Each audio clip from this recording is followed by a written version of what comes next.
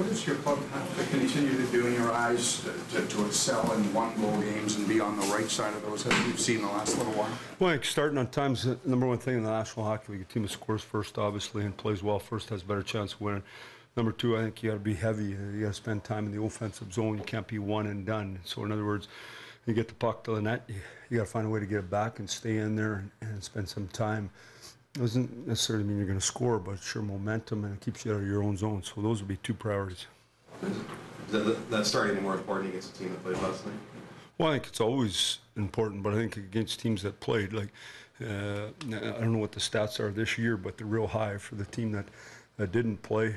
You should have a better opportunity, and yet you got to do something with that opportunity. Now, back-to-backs when you get in at 2 in the morning are different than back-to-back when you play at noon or back-to-back when you play at 5. And so I just think that they slapped us around last time we were in their building, and so we got to be ready to play. What's the difference in Mitch's game these days versus Mitch earlier in the season?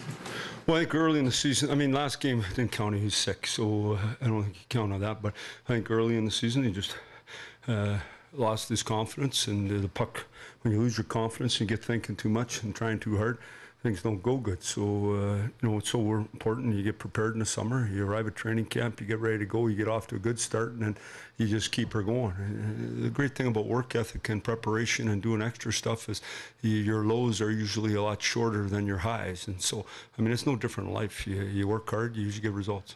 When did you feel like Austin looked like himself again coming back after those injuries?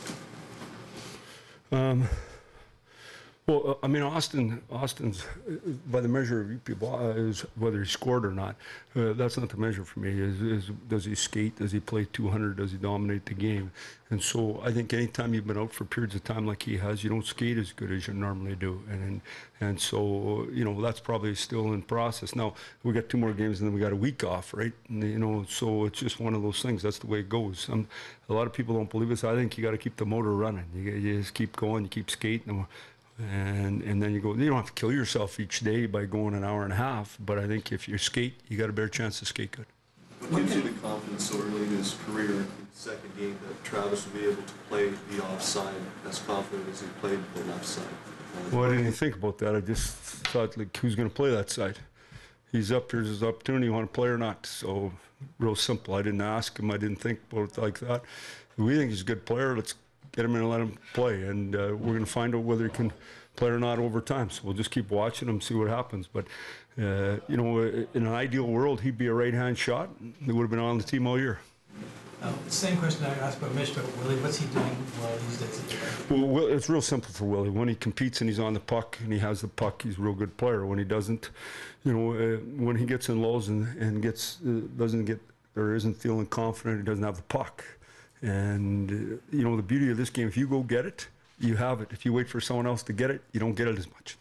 Is there anything Travis can learn from a kind of guy like Ron Hainsey? Any tricks of being able to do that success? Oh, sure, but I mean, he's played the offside a ton in his career. And so I don't think it'll be a big deal for him. But Ron Hainsey would tell you it's easier for him to play the left side. You know, so the puck comes up to the point and the guy's screaming out at you, what do you do with that thing? You don't do anything with it. You bang it down and you start all over again. We can get it off the wall. I was watching the pre-scout of Columbus. Shawzy was working with Jack Johnson, getting it off the wall. He's still better at getting it off the wall on the other side there. Bottom line, no matter what you do. As time's gone on, do you feel your young guys are developing a better rapport with the officials, and how important is that? Oh, I got to answer this real right. I think you earn the right to have a rapport. You know, I think we're in the box too much, and we got to do a better job of that. I mean, the officials are trying real hard to get it right on a nightly basis.